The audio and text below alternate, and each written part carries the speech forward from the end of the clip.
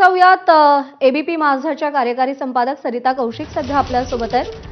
Sarita ma'am, आपण पाहिलंय की अनेकदा संजय राऊतांनी शरद पवारांचा उल्लेख भीष्म पितामह, राजकारणातले भीष्म पितामह असा केला आणि त्यानंतर आजच्या पत्रकार परिषदेमध्ये थेट खडे बोल सुनावले, टीका केलेली आहे प्रचंड।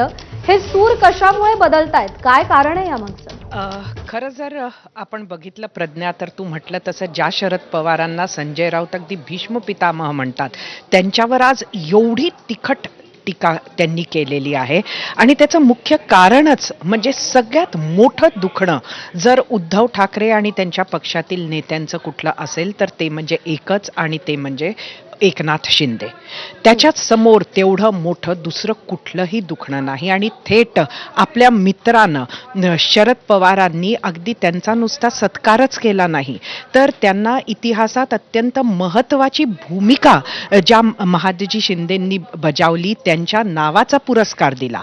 बरं, तिथं शरद पवार थांबले नाही, तर त्यांनी एकनाथ शिंदेंची पुरस्कार देताना तोंड भरून जी स्तुती केली ते सगळं असह्य होणार असं दिसतंय। खरं तर यावर खूप आश्चर्य करायचं काही कारण नाही प्रज्ञा, कारण जर गेल्या काही काळातलं महाराष्ट्राचं राजकारण आपण बघितलं तर ते याच स्तराला आलेलं आहे।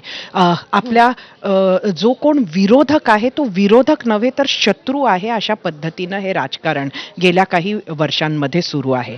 त्यामुळे त्याच्याशी बोलणं तर दूर, समोर दिसला तर हसणं सुद्धा लोक टाळतात, हे आपण बघितलेलं आहे।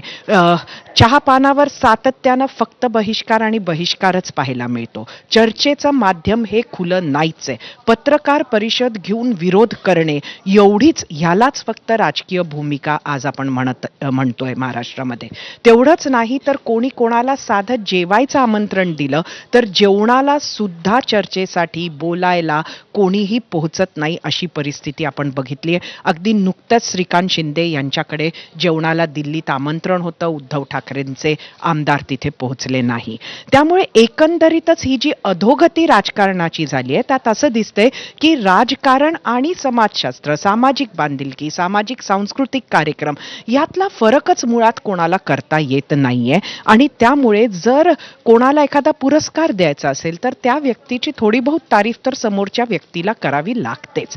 आता हा झाला एक भाग। हे त्यामुळे उद्धव ठाकरेंचा संपूर्ण जे राजकारणाचं नॅरेटिव्ह गेल्या काही वर्षांमध्ये राहिलेलं आहे ते फक्तच अँटी भाजप आणि अँटी शिंदे एवढंच राहिलेलं आहे, त्याच्या पलीकडे ते सुद्धा जाऊ शकलेले नाहीये आणि कालच्या कार्यक्रमाला त्यांनी त्याच चष्म्यातून बघितलंय, त्यामुळे खूप आश्चर्याचा भाग नाही।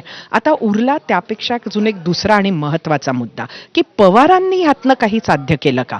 म्हणजे पवारांनी नुसतं साधं त्या स्वागताध्यक्ष आहेत ते पुरस्कार शिंदेंना आहे, तो पुरस्कार देताना काही वाईट गोष्टी बोलता येणार नाही कोणाबद्दल, त्यामुळे दोन चांगले शब्द बोलायचेच आहेत, अशाच फक्त भावनेतून हे केलं आहे का? तर ह्यावर नक्कीच प्रश्न निर्माण होऊ शकतात, कारण पवारांची गुगली ही मला वाटतं 2 दिवसानंतर त्यांनी टाकली असं कळत असतं आणि त्यामुळे पवारांनी सुद्धा नक्कीच बऱ्याच काही गोष्टी साध्य केल्या असतील।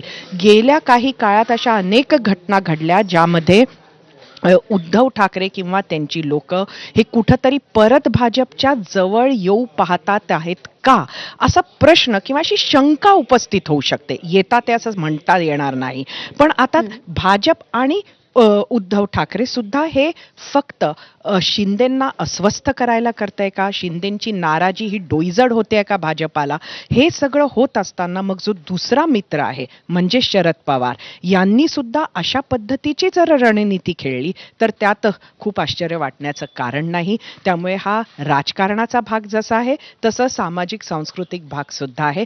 मात्र आज ही जी तिखट टीका आहे याचे परिणाम आपल्याला येणाऱ्या काळात दिसू शकतात। आता एकच इंटरेस्टिंग भाग आहे की यावर सुप्रिया सुळे असोत किंवा खुद्द शरद पवार असोत हे काय बोलतात, अजून त्यांच्याकडनं मात्र या टीकेला उत्तर आलेलं नाहीये, ते सुद्धा बघणं इंटरेस्टिंग ठरेल। सरिता मॅम, असं आहे की आपण उद्धव ठाकरेंच्या नाराजीचे काय परिणाम होतात हे गेल्या 5-7 वर्षामध्ये अनुभवलेलं आहे. अगदी युती तुटण्यापर्यंत त्या सगळ्या गोष्टी गेलेल्या आहेत. आता पुन्हा एकदा उद्धव ठाकरे शरद पवारांवरती नाराज आहेत, तसं त्यांनी बोलूनही दाखवलेलं आहे. साधारणतः काय परिणाम या नाराजीचे आपल्याला नजीकच्या काळात दिसू शकतात? कारण का स्थानिक स्वराज्य संस्थांच्या निवडणुका सुद्धा अगदी तोंडावर आहेत. खरं तर सध्या ना तुम रूठी रहो मैं मनाता रहूं अशा पद्धतीची एक परिस्थिती आपल्याला महाराष्ट्राच्या राजकारणात दिसते. कोणी ना कोणीतरी नाराज आहे आणि त्या नाराजीला कुठल्या ना कुठल्या पद्धतीनं सातत्यानं दुसरा कुठला तरी पक्ष त्या व्यक्तीला किंवा त्या पक्षाला मनवण्याचा प्रयत्न करत असताना आपल्याला दिसतं. बदलते समीकरण हीच खरं तर सध्या महाराष्ट्राच्या राजकारणाची ओळख आहे आणि त्यामुळे बरीच समीकरणं आणि आपण बघितलं की प्रत्येक निवडणुकीच्या काही काळ आधी ही समीकरणं गेल्या 3-4 वर्षात 5 वर्षात बदलत आलेली आहे आणि आता आपल्याला अत्यंत महत्त्वाच्या अशा निवडणुका होऊ घातल्यात प्रज्ञा, महापालिकेच्या, त्यात मुंबई महापालिका असणार आहे आणि त्यामुळे काहीशे समीकरणं इथंही बदलू शकतील आणि ती बदलली तर परत आश्चर्य वाटू नये. नक्की काय परिणाम होईल हे सांगणं कठीण आहे, पण कुठंतरी परत एकदा उद्धव ठाकरे आणि शरद पवार यांना नव्यानं आपला समन्वय साधावा लागेल, चर्चा करावी लागेल, याचे काहीतरी एक्सप्लेनेशन्स येतील. मात्र समोर निवडणुका आहेत आणि जे आपण विधानसभेत पाहिलं तसंच राहील असं नक्कीच नाही. काहीतरी समीकरणं नक्कीच बदलतील कारण आत्ताच्या राजकारणाची तीच ओळख आहे. निश्चित. सरिता मॅम, आभार आपले. आपण सविस्तर विश्लेषण केलं आणि चर्चा केली त्या मुद्द्यावर, त्यासाठी. आणि यानंतर थेट जाऊयात शंभूराज देसाई सध्या बोलतायत.